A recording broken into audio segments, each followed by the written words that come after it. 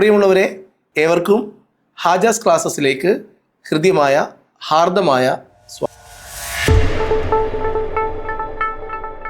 സ്വാഗതം. ഇന്ന് മോർണിംഗ് ടീയുടെ ഒരു പുതിയ എപ്പിസോഡാണ്. മോർണിംഗ് ടീ അതായത് രാവിലെ ഒരു ചുടു ചായയോടൊപ്പം ഒരു നല്ല അറിവും PSC ഉദ്യോഗാർത്ഥികൾക്ക് ഗുണപ്രദമായ ഒരു അറിവിനെ സമ്മാനിക്കുക എന്നതാണ് മോർണിംഗ് ടീയുടെ ലക്ഷ്യം. ഏകദേശം 60-ൽ കൂടുതൽ എപ്പിസോഡുകൾ പിന്നിടുകയാണ്.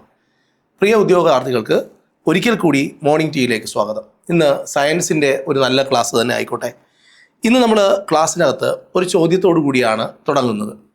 ആഹാര പദാർത്ഥങ്ങൾ പൊതിഞ്ഞു സൂക്ഷിക്കാൻ ഉപയോഗിക്കുന്ന ലോഹം ഏതാണ്? നമ്മൾ സാധാരണ കടകളിൽ പോയി ഭക്ഷണ പദാർത്ഥങ്ങൾ വാങ്ങുമ്പോൾ അവർ ഒരു ഫോയിലിൽ നമുക്ക് ഈ ഭക്ഷണ പദാർത്ഥങ്ങൾ പൊതിഞ്ഞു തരാറുണ്ട്. നിങ്ങൾ കണ്ടിട്ടുണ്ടല്ലേ? അത് ഏതാണ്? ഏത് ലോഹം കൊണ്ടാണ് ആ ഒരു ഫോയിൽ നിർമ്മിച്ചിട്ടുള്ളത്? ഉത്തരം അലൂമിനിയമാണ്. അപ്പോൾ അലൂമിനിയം ഫോയിലുകൾ കൊണ്ടാണ്. അതൊന്ന് ആഹാര പദാർത്ഥങ്ങൾ കേടുകൂടാതിരിക്കാൻ അല്ല അത് ഉപയോഗിക്കുന്നത്, ചൂട് പോകാതിരിക്കാൻ, ഭക്ഷണ പദാർത്ഥങ്ങളുടെ ചൂട് നഷ്ടപ്പെടാതിരിക്കാൻ, പിന്നെ ആഹാര പദാർത്ഥങ്ങൾ കേടുകൂടാതിരിക്കാനൊക്കെ നമുക്കത് പറയാം. നമുക്ക് ഇതിനു വേണ്ടി ഉപയോഗിക്കുന്ന സാധനമാണ് അലൂമിനിയം ഫോയിൽ. അപ്പോൾ ഞാൻ വേറൊരു എക്സാമ്പിൾ പറയട്ടെ. നമ്മൾ ഈ ചില ചോക്ലേറ്റുകൾ പൊതിഞ്ഞു തരുന്ന പേപ്പർ കണ്ടിട്ടുണ്ടോ? ആ റാപ്പറുകളും എന്ത് തന്നെയാണ്? അലൂമിനിയം തന്നെയാണ്. കിറ്റ്കാറ്റ് പ്രത്യേകിച്ച്. കിറ്റ്കാറ്റ് എന്ന് പറഞ്ഞൊരു ചോക്ലേറ്റ് ഉണ്ടല്ലോ, അത് പൊതിഞ്ഞു തരുന്നത് അലൂമിനിയം ഫോയിലാണ്.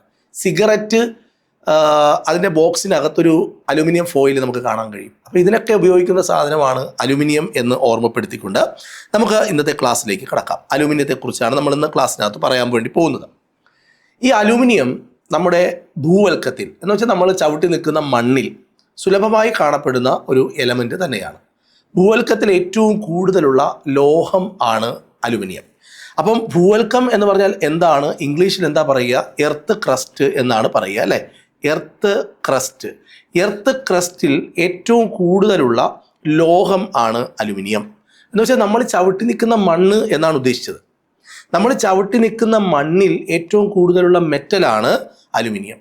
ഓക്കെ, അതിനകത്ത് യാതൊരു ഡൗട്ടും വേണ്ട. ഇനി ഭൂവൽക്കം എന്ന് പറഞ്ഞാൽ, എർത്ത് ക്രസ്റ്റ് എന്ന് പറഞ്ഞാൽ മണ്ണിനെയാണ് ഉദ്ദേശിക്കുന്നത്. നമ്മൾ ചവിട്ടുന്ന, നമ്മുടെ ഭൂമിയിൽ പോയി ചവിട്ടുന്ന മണ്ണിനെയാണ് നമ്മൾ ഭൂവൽക്കം അല്ലെങ്കിൽ എർത്ത് ക്രസ്റ്റ് എന്ന് ഉദ്ദേശിക്കുന്നത്. ഭൂവൽക്കത്തിൽ ഏറ്റവും കൂടുതലുള്ള ലോഹമാണ് ഏത്? അലുമിനിയം എന്ന് പറയുന്നത്. എന്നാൽ ഭൂവൽക്കത്തിൽ ഏറ്റവും കൂടുതലുള്ള മൂലകം ഏതാണ്? ഓക്സിജനാണ്. അത് മറക്കരുത്. ഓക്സിജനാണ് ഭൂവൽക്കത്തിൽ ഏറ്റവും കൂടുതലായി കാണപ്പെടുന്ന മൂലകം. അപ്പോൾ ഭൂവൽക്കത്തിൽ ഏറ്റവും കൂടുതലായി കാണപ്പെടുന്ന മൂലകം ഓക്സിജനാണ്. ഭൂവൽക്കത്തിൽ ഏറ്റവും കൂടുതലായി കാണപ്പെടുന്ന ലോഹമാണ് അലുമിനിയം. ഈ അലുമിനിയം പീരിയോഡിക് ടേബിളിൽ എത്രാമത്തെ ഗ്രൂപ്പിലാണ് കാണപ്പെടുന്നത്? ഉത്തരം 13ാമത്തെ ഗ്രൂപ്പിലാണ്. പീരിയോഡിക് ടേബിളിലെ 13ാമത്തെ ഗ്രൂപ്പിലാണ് അലുമിനിയം ഉള്ളത്. അതായത് 13ാമത്തെ ഗ്രൂപ്പിലെ ആദ്യത്തെ എലമെൻ്റ് ആണ് ബോറോൺ. ബോറോൺ എന്ന് പറയുന്ന കുടുംബത്തിൻ്റെ അംഗമാണ്. ബോറോൺ എന്ന കുടുംബത്തിലെ അംഗമാണ് aluminium. Boron, aluminium, gallium, indium, thallium. എന്താണ്? Boron, aluminium, gallium, indium, thallium. ഇതാണ് 13ാമത്തെ ഗ്രൂപ്പിലെ എലമെൻറ്റുകൾ. ഈ 13ാമത്തെ ഗ്രൂപ്പിലെ, അതായത് ബോറോൺ ഫാമിലിയിലെ അംഗമാണ് അലുമിനിയം. അലുമിനിയത്തിൻ്റെ അറ്റോമിക് നമ്പർ എത്രയാ? 13 ആണ്. ഈ അറ്റോമിക് നമ്പർ 13 എന്ന് പറയുമ്പോൾ നമുക്ക് എന്ത് മനസ്സിലാക്കാൻ കഴിയും? അറ്റോമിക് നമ്പർ 13 എന്ന് പറഞ്ഞാൽ അതിൻ്റെ ന്യൂക്ലിയസിൻ്റെ ഉള്ളിൽ 13 പ്രോട്ടോണുകളുണ്ട്. അതേപോലെ ഇവൻ്റെ മാസ് നമ്പർ 27 ആണ്. എന്ന് വെച്ചാൽ എന്താ അർത്ഥം? ഇവൻ്റെ ന്യൂക്ലിയസിനകത്ത് പ്രോട്ടോണുകളും ന്യൂട്രോണുകളും ചേർത്ത് 27 എണ്ണം ഉണ്ട്. പ്രോട്ടോണുകളുടെയും ന്യൂട്രോണുകളുടെയും തുക 27 ആണ്. ഇത് രണ്ടും ഓർത്തു വയ്ക്കുക. അപ്പോൾ അലൂമിനിയത്തിൻ്റെ atomic number 13, mass number 27. Okay. ഇനി കളിമണ്ണിൽ ധാരാളമായി കാണപ്പെടുന്ന ലോഹം.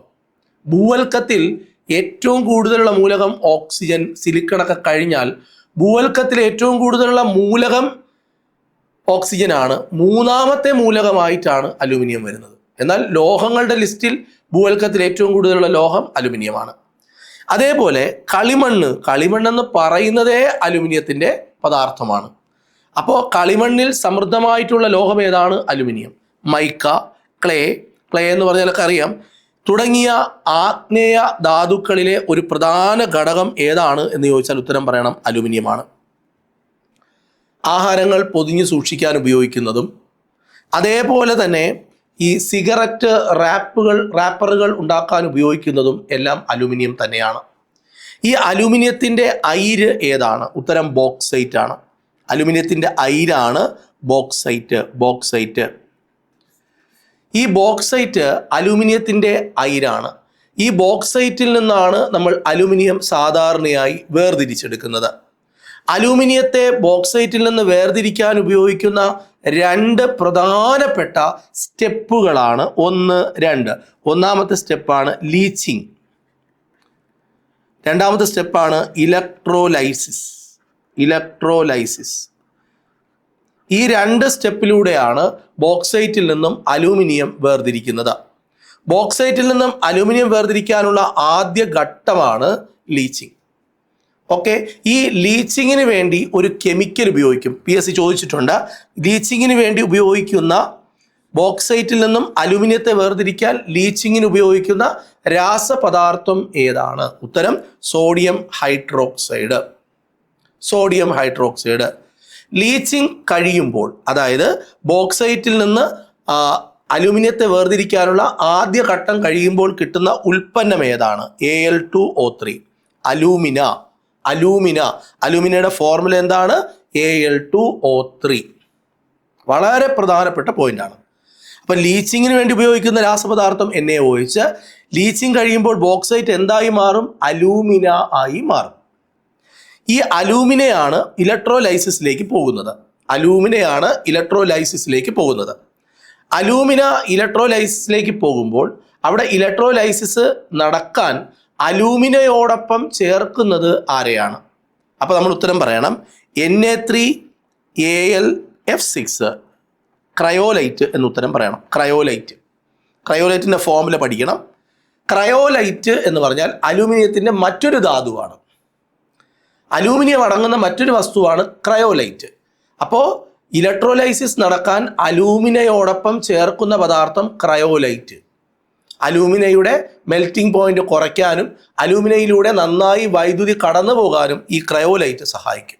ഈ 2 ഘട്ടങ്ങൾ കഴിയുമ്പോഴാണ് നമുക്ക് അലൂമിനിയം ബോക്സൈറ്റിൽ നിന്നും വേർതിരിച്ച് കിട്ടുന്നത്. ഈ മേഖലയിൽ നിന്ന് ചോദ്യമുണ്ട്. ഇത്രയും പഠിച്ചാൽ മതി, നന്നായിട്ട് പഠിച്ചാൽ മതി. നമ്മുടെ മോർണിംഗ് ടീ ഒരു കാര്യം സംസാരിക്കുമ്പോൾ അതിൻ്റെ മുഴുവൻ പോയിന്റുകൾ നിങ്ങൾക്ക് പറഞ്ഞു തരും എന്നുള്ളതാണ്. ഈ വൈദ്യുത പോസ്റ്റുകളിൽ ഇലക്ട്രിസിറ്റി കണ്ടക്ട് ചെയ്യാൻ ഒരു കണ്ടക്ടർ ഉണ്ട് അല്ലേ? ആ കണ്ടക്ടർ ഏതാണെന്ന് ചോദിച്ചാൽ അവിടെ കമ്പികൾ ഉണ്ടാക്കാൻ വൈദ്യുത പോസ്റ്റുകളിലെ വൈദ്യുത കമ്പികൾ നിർമ്മിച്ചിരിക്കുന്ന ലോഹം ഏതെന്ന് ചോദിച്ചാൽ ഉത്തരം പറയണം. അതും അലുമിനിയം തന്നെയാണ്. ഓക്കെ, മാംഗനീസ്, ക്രോമിയം, ഈ സാധനങ്ങളൊക്കെ, ഈ മെറ്റലൊക്കെ അയിരിൽ നിന്നും മാംഗനീസിനെയും ക്രോമിയത്തെയും അതിൻ്റെ ഓറിൽ നിന്നും വേർതിരിക്കാൻ ഉപയോഗിക്കുന്ന ലോഹവും ഏത് തന്നെയാണ്? അലുമിനിയം തന്നെയാണ്. നമ്മൾ പണ്ട് കാലങ്ങളിൽ CD ഉണ്ടായിരുന്നല്ലേ? CD എന്ന് പറഞ്ഞിങ്ങനെ സാധനം ഇല്ലേ അല്ലേ? നമുക്കറിയാമല്ലേ CD, കോമ്പാക്ട് ഡിസ്ക്. ഈ CD അതിലല്ലേ സിനിമയൊക്കെ കാണുന്ന നമ്മൾ CD. ആ CD നോക്കിക്കഴിഞ്ഞാൽ എൻ്റെ ഒരു ഭാഗത്ത് ഭയങ്കര തിളക്കമായിരിക്കും. ഈ CDകൾ നിർമ്മിക്കാൻ ഉപയോഗിക്കുന്ന ലോഹവും അലുമിനിയമാണ്. അലുമിനിയത്തിൻ്റെ പ്രത്യേകത ആസിഡിൻ്റെയും ആൽക്കലികളുടെയും ഗുണങ്ങൾ പ്രകടിപ്പിക്കുന്ന ലോഹമാണ് അലുമിനിയം. ആസിഡിൻ്റെയും ആൽക്കലികളുടെയും സ്വഭാവങ്ങൾ പ്രകടിപ്പിക്കുന്ന ലോഹമാണ് അലുമിനിയം. ഇനി തീ അണയ്ക്കാൻ ഉപയോഗിക്കുന്ന അലുമിനിയത്തിൻ്റെ സംയുക്തത്തെ വിളിക്കുന്ന പേരാണ് ആലം. തീ അണയ്ക്കാൻ ഉപയോഗിക്കുന്ന അലുമിനിയം സംയുക്തത്തെ വിളിക്കുന്ന പേരാണ് ആലം. ബോക്സൈറ്റ് നമ്മൾ നേരത്തെ പറഞ്ഞു. അലൂമിനിയത്തിൻ്റെ അയിരാണ് ബോക്സൈറ്റ്. കളിമണ്ണിലും അലൂമിനിയമുണ്ട്. അപ്പോൾ ഞാൻ പറയുന്നത് ശ്രദ്ധിക്കുക. കളിമണ്ണ്, അതേപോലെ ക്രയോലൈറ്റ്, അതേപോലെ ബോക്സൈറ്റ്, ഈ സാധനങ്ങളെല്ലാം തന്നെയും അലൂമിനിയത്തിൻ്റെ ധാതുക്കളാണ്. അലൂമിനിയം അടങ്ങിയിട്ടുള്ള പദാർത്ഥങ്ങളാണ്. അവർ ധാതുക്കൾ എന്നാണ് പറയുക. ഇംഗ്ലീഷിൽ മിനറൽ എന്ന് പറയും. ഇതിലേതിലാണോ കൂടുതൽ അലൂമിനിയം ഉള്ളത് അതാണ് അയിര്. അപ്പോൾ അയിര് ഏതാണെന്ന് ചോദിച്ചാൽ നമ്മൾ ഉത്തരം പറയണം. ബോക്സൈറ്റ് ആണ് അയിര്. ബാക്കി 2 പേരും ധാതുക്കളാണ്. 3 പേരും ധാതുക്കളാണ്. ധാതുക്കളിൽ അയിരായിട്ടുള്ളത് ബോക്സൈറ്റ് മാത്രമാണ്. ബോക്സൈറ്റിൻ്റെ സാന്ദ്രണ രീതിയാണ് ലീച്ചിങ്. ഓക്കെ, അലൂമിനിയം നീരാവിയുമായി പ്രവർത്തിച്ച് അലുമിനയും ഹൈഡ്രജനും കിട്ടും. എന്ന് വെച്ചാൽ അലൂമിനിയം പ്ലസ് നീരാവി എന്ന് പറഞ്ഞാൽ വാട്ടറാണ് അല്ലേ? വാട്ടറിൻ്റെ ഒരു ഫോമാണ് നീരാവി. എന്നിട്ട് ഇത് രണ്ടും കൂടെ പ്രവർത്തിക്കുമ്പം Al2O3 കിട്ടും, ഹൈഡ്രജനും കിട്ടും. Okay, okay.